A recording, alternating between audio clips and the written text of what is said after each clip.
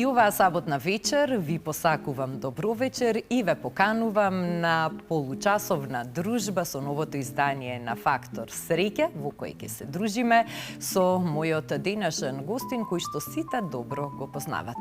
Тој потекнува од музичко семејство. Неговиот татко е познат фолк пејач, но тој лично самиот се пронајде во поп музиката, не само како интерпретатор, туку и како композитор, кантавтор, а е вработен во македонската опера и балет. Александар Тарабунов денес гостин во Фактор Среќа, поддржано од Државна лотарија на фреквенцијата на телевизија Алфа. Добро вечер и добре ни дојде, Тара. Добро вечер, Ирена. Секогаш е задоволство да се разговара со тебе, бидејќи долги години имаш искуство во новинарството и си пример, би рекол, како треба да изгледа еден новинар. Ти благодарам многу за убавите зборови. Задоволството е мое што денеска ќе се дружиме од оваа страна на камерата и што ќе можеме да зборуваме на убави теми и за фини нешта кои што ги дефинира среќата. Па што е за Тара среќа? Секогаш да говориме за позитивни работи, за среќа, за инспиративни работи кои што ќе не однесат на подобро место секогаш. Што е за мене среќа? Среќата може да биде многу едноставна, би рекол. Зависи од тоа ние како си мислиме што е за нас среќа. Значи, на едно дете, би рекол, мало дете, среќа му е се околу него. Така, како растеме ние, како почнуваме да созреваме, забораваме, би рекол, да уживаме во тие мали нешта и да уживаме во моментот, сега што е. Наместо тоа ние размислуваме што ќе биде утре, што се случи вчера, се тоа веќе поминало и се тоа што ќе дојде. Дали ќе дојде. Колку и ние да го режираме во нашата глава што ќе биде утре, нема никакви шанси да погодиме дека тоа ќе биде така како што ние сме го замислиле. Затоа и тоа ние си планираме, а Господ ни се смее одгоре, така да треба повеќе, би рекол, да уживаме во моментот, се што е околу нас да го гледаме како не знам, како дар, едноставно, да бидеме благодарни за се тоа што го имаме, зашто не знам, ни пари, ни нешто што го имаме замислено не може да не направи толку среќни како малите нешта. Значи ли тоа дека ти знаеш да се радуваш на малите нешта? И кои се тие мали нешта што секојдневно прават да се чувствуваш? Да, почнав да читам книги така за самосвест и токму за такви работи. И полека почна, знаеш, добре во такви книги што да запамтиш, ајде, не знам, еден пасос, си ќар, не знам како да кажам, и доколку го применуваш тоа, доколку почнеш да применуваш. И се повеќе почнувам од тие книги, не знам, до сега имам прочитано некои 6 или 7 книги за самосвест и полека почнувам да применувам и многу подобро се чувствувам и разговарам со луѓе, со мои колеги, еве со Тони Зен зборевме, вика те пратам на добар пат си, вика дали почна да ти се случува она, ова е убаво, па и ова што е убаво, значи се околу тебе, вика дали ти се случува, дали почна да уживаш во мали нешта и се да ти е убаво, некако позитивен вајб. Викам да.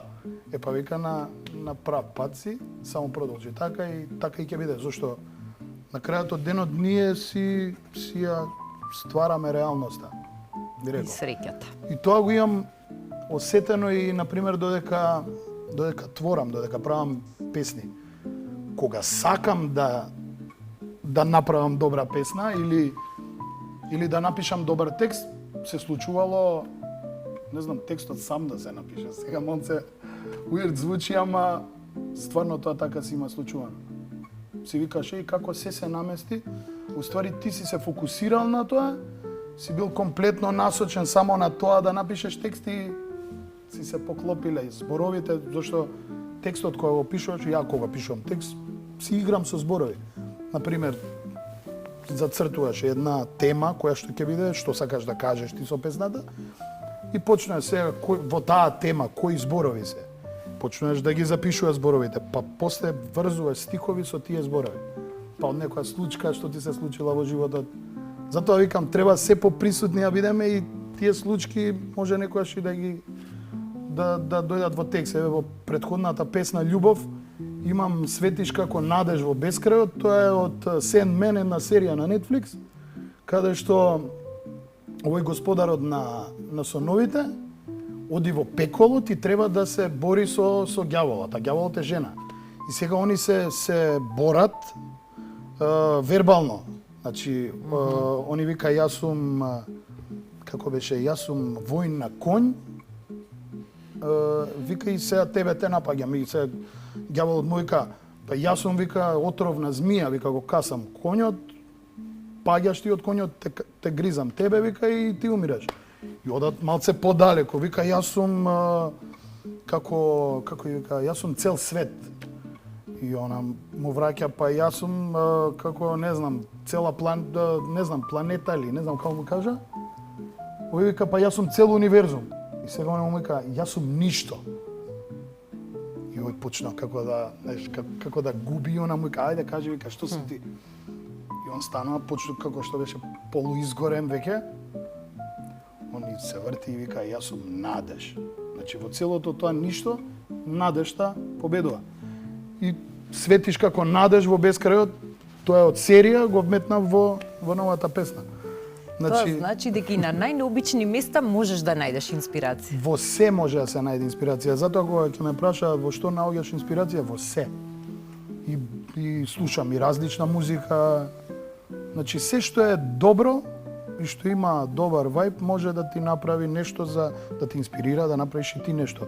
Секогаш треба да се инспирираме, би рекол, али највеќе треба тие инспирации да ги собереме во нас и после да дадеме наш тач, како да кажам, наша лична карта по која што ќе бидеме препознатливи и да направиме нешто квалитетно што ќе остане, да не биде така за еден месец. Така, ти имаш направено многу квалитетни работи во сите овие изминати години и многу некако низ годините успеа да ставиш свој собствен печат, да не бидеш синот на Ванчо Тарабунов, кој што сите го знаеме и го почитуваме и го сакаме.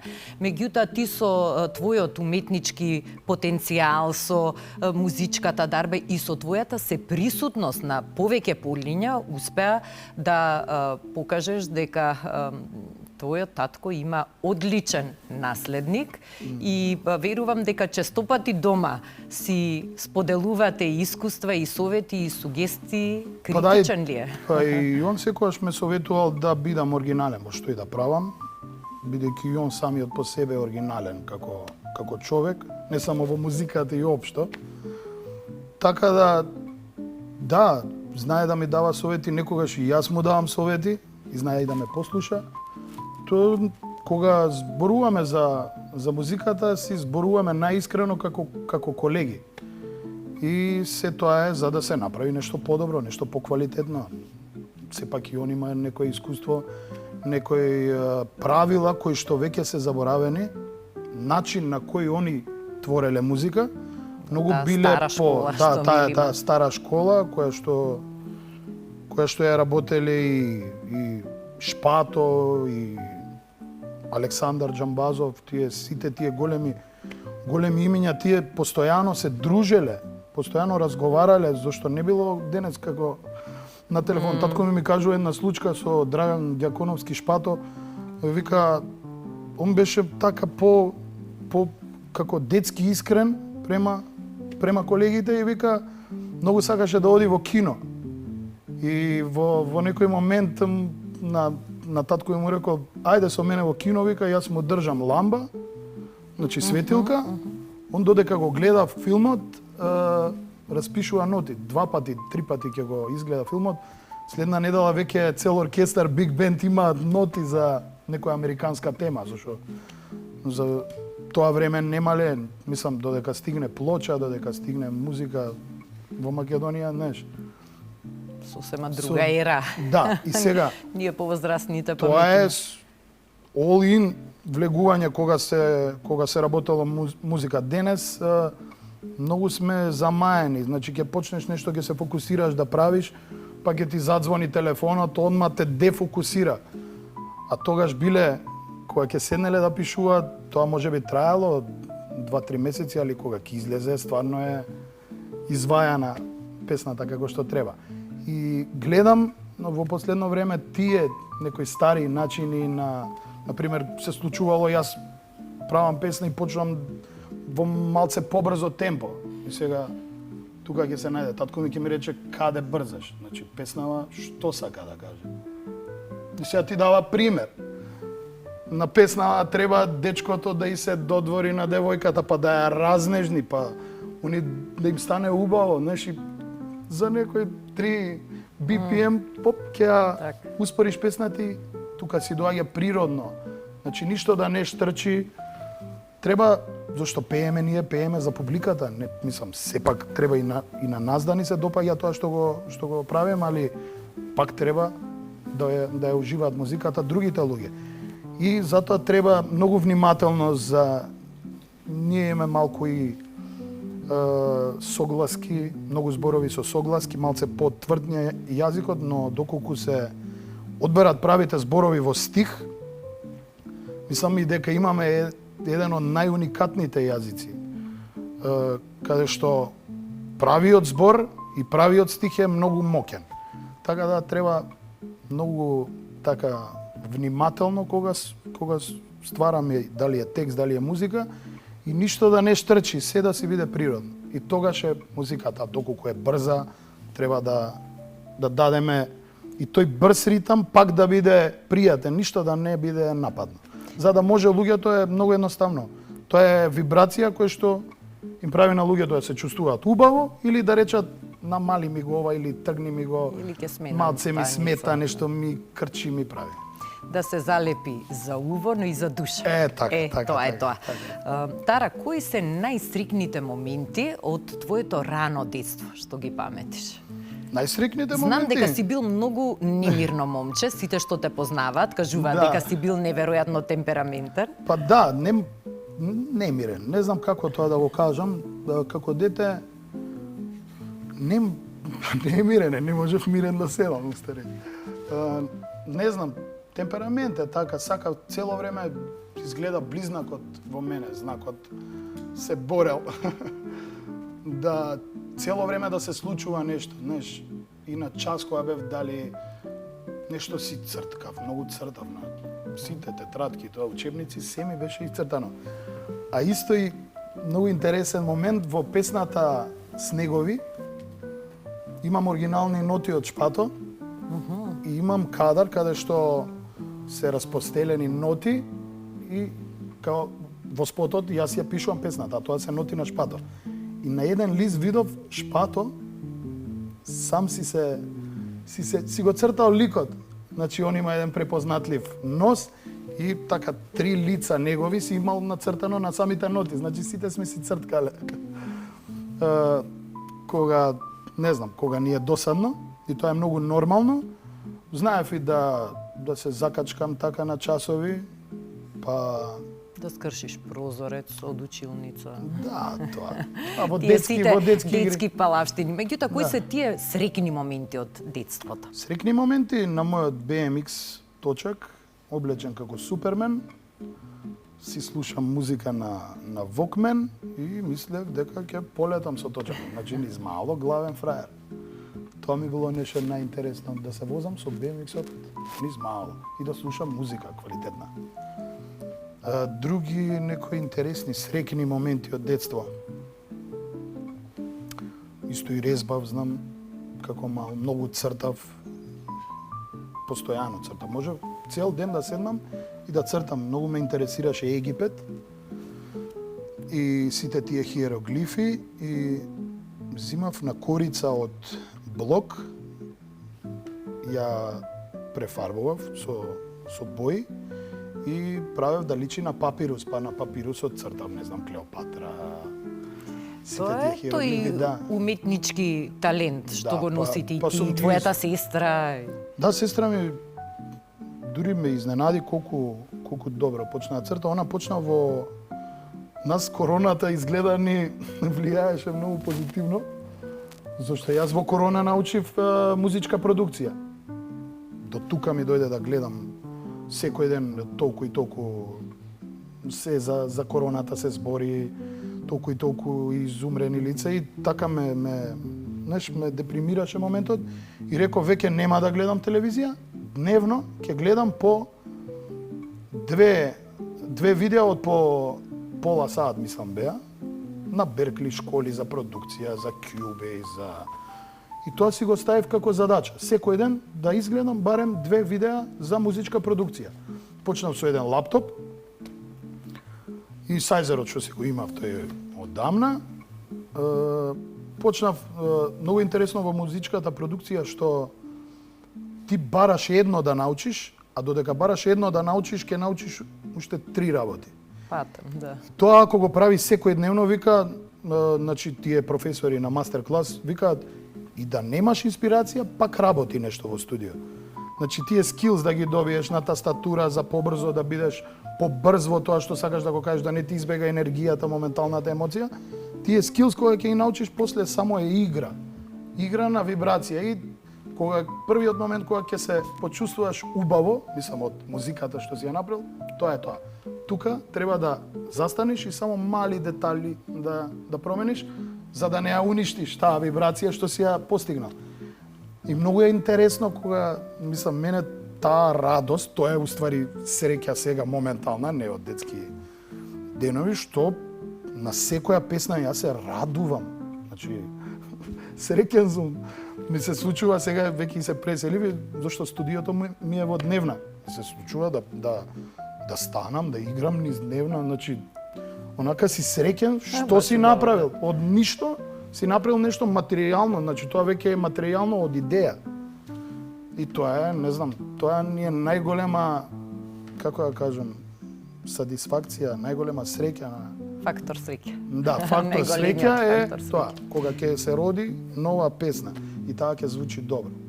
Дали во семејството Тарабунови се играле игри на среќа? Дали сте уплаќале лото 7, дали сте гребеле гребки, сте добиле ли некогаш нешто? Порано кога беше хитот со бинго. И бингото беше, чекавме, нели имаше, гледам Супер Бинго да кажеш на. Значи, тоа беше стварно момент онака возбуда. Сите се ми извини. Ако слободно ти освежи се? Да. Сите седевме на трпезариска маса и тоа беше, се пратеше. Сега, јас би сакала и денеска во Фактор среќа да ја тестираме твојата среќа на урбан стил гребките од Државна лотарија. Тука ќе ти дадам можност да си одбереш една и ќе те замолам на лице место да изгребеш, за да бидеме сведоци дали имаш некоја добивка или не. Ве носам, да ве частам. Со ова се гребе, така? Со тоа. Сега тука, така?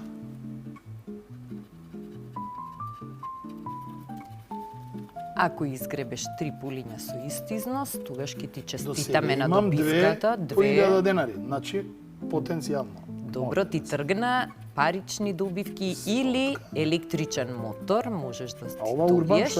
Па тоа е ознака за електричен мотор, еколошки, економичен, безшумен, супер превозно средство за изград. 2 урбани имам до сега.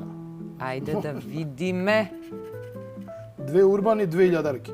Ајде да видиме. Ама урбан треба иста бројка. Имаш урбан 2 и урбан 1, 500 денари и последното 100 денари. 100 денари. Оваа е за жала без добивка, Тара. Да сме живи и здрави, битно каде тука да си го ставиме? Може. Тара, повеќе среќа дома. Кога ќе гребеш, еве ти тука неколку гребки урбан стил, зашто оваа беше недобитна, ама се надевам некој од овие ќе бидат добитни. Дај Боже. Значи, супер би било да добијам нешто. Да, како велат од Државна лотарија, среќата ни е под прстите, треба само да ја така фатиме. Така е, кој игра ќе добие. Порано имам играно и лото едно време, па нешто престанам. Али најинтересно е, со двајца другари пред години тоа се случи. Во Ситимол нешто се шетавме и видовме гребки. И таква некоја луда идеја ни дојде. Во моментот решивме сите да дадеме по 1000 денари, значи 3000 денари, да ги купиме гребките за 3000 денари и тоа беше една ролна, си седнавме во кафич, пуштена ролната и гребевме. И добивме, мислам дека 2 ливчиња по 2000 денари. Повторно купивме, значи без гребка остана во молот и на крај сите ги изгубивме. Битно така- сте се забавувале, ви било интересно. Сте Многу имале јако беше турнир како во се гребење. залетавме, мислеме дека сме многу паметни дека ќе ги зафркнеме, али на крај си е така. Јас секогаш велам важно е да имаме среќа во животот, да сме здрави, Али процесот, прави, на пример, еве, процесот ќе си го памтам цел живот. Што сме правеле, тоа е интересно. Значи спомени, да си ствараме спомени. Кои се твоите најсреќни спомени? Кога е во прашање музичката кариера? Најсреќни спомени. Многу песни ми донеле среќни спомени, кои што ќе си ги памтам цел живот. Дали се тоа награди на фестивали, али еве би издвоил еден момент од Макфест, каде што прв пат се појавив на Макфест, со песната Кажи кој те има, тоа е 2011, мислам. Да. Каде што се појавив како дебитант, а тогаш музичката сцена цветаше. Значи, со сите тие звезди, на друг начин функционираше се. Уште се делеа и автограми, значи, немаше толку со телефони луѓе да се сликаат. И знам дека со Кажи кој ти има од дебитант, влегов во главната вечер и доби втора награда. И песната ден денес живее како да е сега направена. Така да тоа би го издвоил како среќен момент што ќе го памтам. Исто така и на Скопскиот фестивал, песната Марија, тој настап ќе го памтам со куклите, каде што бевме посветени со вежбање до струга, идевме со тие беа како за играње, како им се вика, клубот Бах. Девојки да ги поздравам, кои што ние бевме посветени, не знам, цела недела за тој настап, значи само за тоа посветени. Со сцена направивме како мини театар. И сега, кога ќе од оваа гледна точка гледаш колку ти си се замарал за тоа. И многу е добро да ни се врати таа енергија, да почнеме повторно така да се замараме, за да си направиме нешто квалитетно. Луѓето многу се го направија дигитално. Дигиталното е илузија, мора да биде повеќе аналогно да функционира. За да биде опипливо, да биде многу, еве, не знам, исто видов многу интересна работа на една емисија, млади деца, не знам сега како им се вика списанието, направиле списание за студенти, кој што им е многу успешно. И тоа е списание кој што го купуваат. И они сами рекоа, иако се многу млади, викаат, многу е поубаво кога ќе го вика, ние можеме да го направиме дигитално да биде списанието, но кога ќе го фатат тоа како изработено, што има внатре, знаеш, по-друго е... Да, самиот мирис на хартијата и начинот на допирање, ангажирање повеќе сетила, не само видео, така допирот, така е, друго е искуството, да. Затоа гледам и моите песни веќе да звучат многу и поприродно, да нема многу инструменти порано на почетокот, тоа е нормално искуство. На почетокот ставаш, не знам, каков пат, каква боја, и тоа секоја инструмент си има своја фреквенција и сега кога ќе се спојат тие, на пример, ако е прелаз на рефрени, треба да има панчи, да удри нешто, кога ќе се спојат сите бас, кики, сами се рушат. Сега, многу е попаметно помалку инструменти, али правите да ги најдеш. И сега во музиката се треба да си има место. Значи, сите да си направат место за да биде тоа окей, да дише. Ако е басот, треба басот не директ со ритамот да удри. Малце направимо, тоа е sidechain се вика. Сега скрос навлеговме, али би рекол, за се треба да има место. Пратечките вокали се ставаат од страна, значи како цел еден простор, еве како кругов, така треба сликовито да си ја гледаме песната што ја работиме, за се да има место, вокалот е напред. И тоа како 3D момент му доаѓа и на слушателот. Па сега си правиш филмови, оваа гитара дали е подобро да ја слуша возачот на колата или сувозачот, да не му смета на возачот. И има многу моменти каде што кога ќе ги направиш, ти не си направил само песна, туку си направил еден, не знам, жива материја, би рекол. Добро кажа, тоа е поврзано и со искуството. Низ искуството и низ годините учи човек. Ама и самата музика не треба да се лимитира.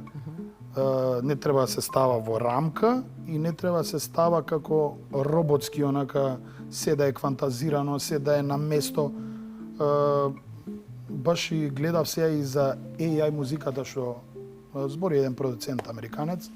Вика AI е можеби ќе стигне блиску до човекот да прави музика, но AI секогаш ќе биде перфектно точно. Што тоа е тоа што не е автентично. Ќе нема човечката емоција, колку човекот и да биде вика и дава пример на прецизно, Битлси. Вика тука Џон Ленон вика кажува као хел, нешто кажува во сред песна, вика зашто го греши акордот. И тоа е така снимено. И така аналогно, останало снимено. И така си останало и тоа е тоа нешто што може да направи емоција. Не знам, некојаш и грешките, некојаш ќе закасни клавирот. Тоа што ќе закасни ќе даде друга димензија на самата песна. И музиката треба да си тече, она нема лимит, треба да се испробува во музиката. Треба да си отворен кога ствараш музика за да направиш нешто автентично и тоа да биде оригинално, да не личи ни на ова, ни на она, ни на тоа. Преку твојата музика оставаш впечаток дека си една романтична душа. Дали си романтичар и во секојдневието и во приватниот живот и колку тоа ти помага во музика? Искрено да, таков сум. Од дете би рекол. Не знам, тоа е штом ти си го почувствувала во мојата музика, тоа сум јас. Многу луѓе каде да се дружам со пријатели ми кажуваат ти треба ова да пееш, ти не знам треба да пееш народно, ти треба да пееш српско или не знам ли вакво такво, викам луѓе, деме како добро ги пееш, ко до сега не знам ки имаше 3 джипа или не знам 4 станови, викам луѓе, точно јас знам и така сум дури онака на сред маса сум кажувал ве молам да смениме тема. Океј, точно знам, се ми е размислено. Ама ова сум јас. Али ова сум јас. Јас знам дека друго нешто ако би правел, тоа нема да бидам јас. И нема да се чувствувам јас убаво и нема исполнето да се осеќам. Така да, мислам дека тоа што го правам е тоа што ме прави среќен и дека сум на правиот пат и дека се повеќе и повеќе тоа ќе ми се докаже дека сум бил на правиот пат. И сега, кога веќе сме кај прав пат, еден од начините човек да биде на прав пат е и да внимава на животниот стил и на здравието, а ти тука низ годините созреа и почна да менуваш некои навики. Да. Тоа е точно. Се трудам колку можам да правам баланс, некогаш е посериозен сум во намерата, кога вежбам и кога се хранам здраво. Некогаш знам и да се олабавам, бидејќи сум голем гурман, тоа мора да го признам. Сакам да уживам во храна, во добро вино, добар пијалок, али се повеќе и повеќе ни излегуваат, како да кажам, и видеа и на социјални мрежи за тоа што со што одговара, кое јадење за што ти одговара на организмот и гледам да го применувам. Еве леп не јадам веќе скоро година дена. Леп, значи обичен леп. Место леп си правам проја од пченкарно. Сам си правиш? Па да. Браво. И со семки од тиква и сега тоа ти го заменува лебот. Гледам да избегнувам се што е преработено во фабрика. Значи тоа нема самиот производ нема енергија зашто е затворен целиот во и преработен на 300 начини. Ти тоа кога ќе го конзумираш, тоа е само поминува низ тебе и немаш никаква Јасно, празни корис. калории, без Да, немаш никаков ни нутритиенти. витамин, ни нешто што ќе ти дае сила, енергија. Гледам да биде се свежо, скинато, доколку можам да го начекам тазе скинато. Добро, па не па така. Свежо скинато, добро. И тоа да го конзумирам и гледам што повеќе витамини на природен начин да внесам во мене. Едно време и кафе не пијам некои 6 месеци, али сега почнав. Еспресо, така Добро, и тоа е уживање, по еден убав 2-3 дневно ритуал, така. знам да конзумирам. За крај на разговорот, бидејќи веќе го ситниме последниот месец Брзо од ми ова поминаа, многу ми е убаво. и на мене исто, ова 2025 изминува, каде ќе ги дочекаш новогодишните празници, ќе одмориш ли, ќе прошеташ ли, пошто многу ги сакаш и патувањата, или ќе работиш? Оваа година ќе работам, али ќе биде тоа добар евент во хотел Мериот, доле во Дистрикт, ќе бидеме јас и мојот бенд и Александар Јордановски диџеј, кој што е, мислам, многу добар лик, пред се, мислам, ние си се поштуваме многу со Александар и ќе биде еден добар вајб, мислам, како комбинација сме супер, и он, и јас со бендот. Така да, таму ќе си ја дочекаме на плоштадот во Скопје, во Дистрикт. Новата 2026-та, во која што ќе ти посакам многу успех, многу здравие, факторот среќа да ти биде секојдневен придружник и што почесто да се дружиме и да зборуваме за убави нешта. Штом ти ми посака, тоа ќе биде така. 2025-та ни беше, би рекол, на сите, како да кажам, како една лекција. Мислам дека беше преокрет за сите луѓе, ги научи сите да бидат поцврсти, повеќе да веруваат во себе. И сега, конечно, 2026 да уживаме во нејзе малце. Доста учевме лекции. Да, прекрасна поента за крај. Јас ти благодарам за одвоеното време. Ми беше задоволство да бидеш гостин во Фактор среќа, а верувам дека и вие, почитувани гледачи, уживавте во ова денешно издание. На крајот ми останува да ви посакам да имате убава вечер и се разбира да ве потсетам дека следната сабота повторно се гледаме на фреквенцијата на телевизија Алфа со ново издание на Фактор среќа поддржано од Државна лотарија.